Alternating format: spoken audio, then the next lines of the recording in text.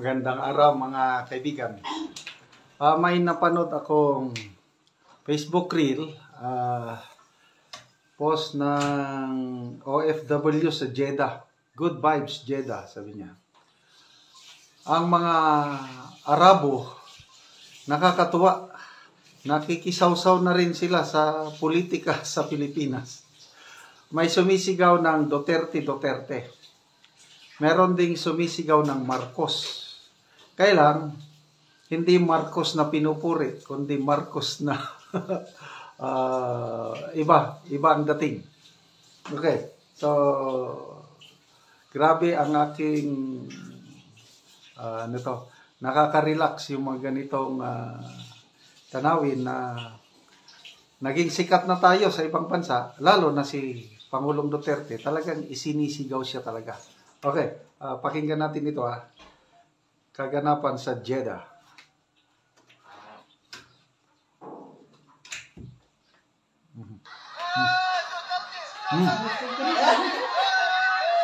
Duterte.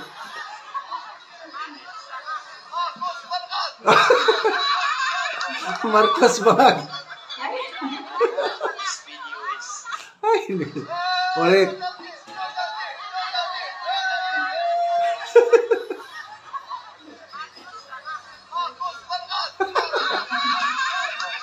Ano ba yan?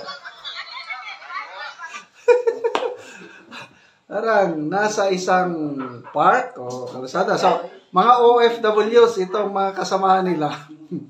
Siguro, mga kaibigan nila ito, mga amo kaya. Halos lahat ng mundo ngayon hindi naman galit or disappointed ang buong mundo sa nangyari kay Tatay Digong. Okay. May nalaman na ba kayong bansa na pumuri sa PBBM admin sa ginawa nila kay PRRD? Yung pagkidnap, pagdala sa ICC Netherlands? Tell me. Ako, wala pang bansa na pumuri sa administrasyong Marcos Jr. Halos lahat, yung iba tahimik, kailang yung mga citizens sa iba't ibang bansa, lalo na yung mga may kakilalang Pilipino o OFW, nagre-reklamo sila. May nabasa akong post sa UAA. Nabasa ko. Nakakahiya na kami dito, sabi ng OFW sa UAA.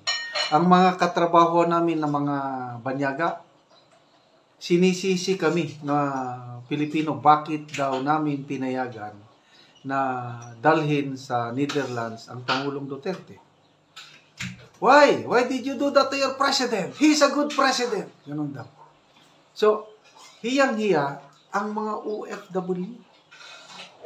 Merong isang abogado, kalimutan ko yung pangalan, international lawyer, nag-attend ng isang gathering ng mga lawyers all over the world.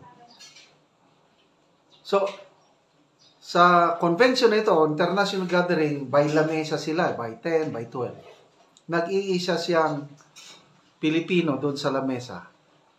So, nung na-brought up na yung topic, kasi about law ang pinag-usapan, na naging mainit na topic doon tungkol kay PRRD.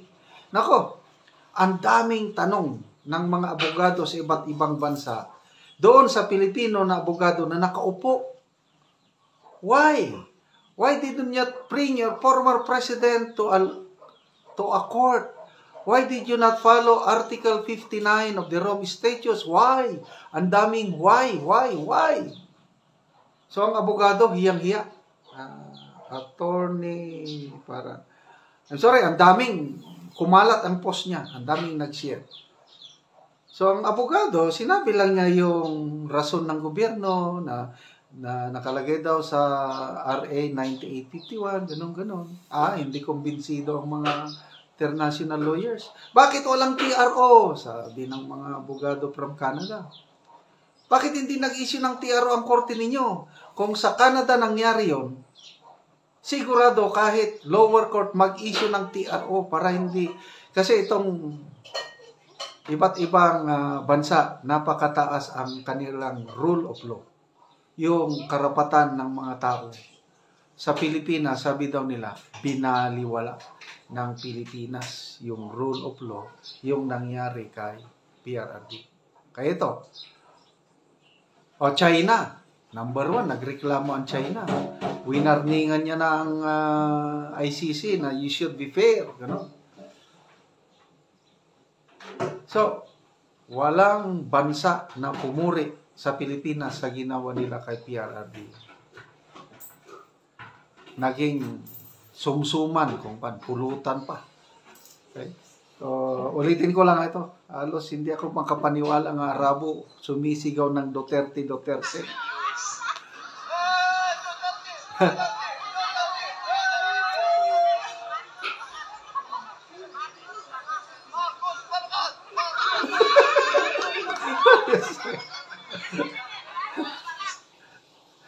May isa pa akong napanood na Facebook reel. Bata, mga 3 or 4 years old, nakasakay sa likod ng sakyanan. Napakalutong yung Marcos bangag na with full of conviction sa bata. Na sigaw to the max. I don't know bakit tinuruan ng parents. Sana wag nang idamay ang mga bata. Wala pang kamuha ang mga bata, wag naman. Hindi niya alam kung anong mga kailan the only president na ganyan na wala na kung ano-ano na lang tinatawag. Para matuldukan sana yung bangag issue na yan, bakit hindi pa kasi pumayag na magpa-hair follicle test? Biglang inilabas yung pulburon video. Anong purpose nila? Para lang kasuhan pala sina Maharlika at Attorney Harry Roque. So, sabi naman ni Attorney Harry Roque, it's a welcome opportunity para maipalabas nila yung tunay, yung authentic video. Si Maharlika naman, paano nila ngayon mapapunta sa Pilipinas? Kasi, dapat sana, di ba mas maganda, ang hinihintay ni Maharlika, doon siya sa US kasuhan. Hinihintay ni Maharlika para maipakita niya yung authenticated, yung forensic expert na nag-examine sa video na authentic. Bakit dito sa Pilipinas? Mapapapunta ba nila si Maharlika sa Pilipinas? No way. Si Attorney Harry Roque, asylum seeker na siya sana. Hindi na nila mapapapunta. So, anong gamit? Anong use yung pagsampa? I don't know. So, mga kaibigan, salamat sa inyong pagsubaybay sa ating videos. Nakakatulong tayo ng malaki sa tribong talandig sa Bukidnon dahil ang ating sweldo ay itinutulong natin sa tribo na mimigay tayo ng mga yero at pako para ma-repair ang mga sira-sirang bahay ng